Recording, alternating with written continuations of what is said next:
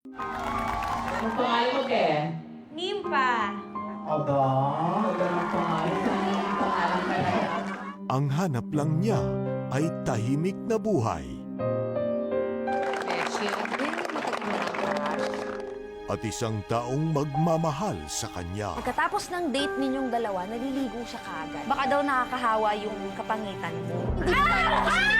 Ngunit sadyang mapaglaro ang tadhana. Siya, kailangan kong tumakas. Hindi ako pwede makulong. Kung kaya't ang kanyang simpleng pamumuhay, Imbitahin po namin siya sa presinto. Wala po dito. mapipilitan siyang takasan.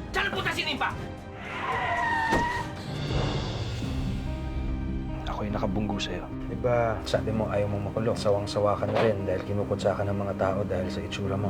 Nympha, kaya kitang pagandahin. Ito na ang huling beses na makikita ko ang pangit na mukhang to. At sa kanyang pagpapalit ng anyo, Open your eyes and meet the new Nympha. Ang ganda-ganda ko. isang bagong buhay ang naghihintay. I'd like you to meet someone very close to my heart. Nympha, si Rosette. Bakit magkapareho kami ng mukha? Pinalitan ni Jeremy ang mukha mo dahil sa isang dahilan. Para magpanggap bilang ako. Nandito ka para maging impostora. Lambot. Ngunit ang inaakala niyang buhay na pinapangarap Matagal ko nang nadidinig na may kabit ka. Ikaw ang nanay nila. Responsibilidad mo sila! ay malayo pala sa kanyang inaasahan. May iba sa'yo.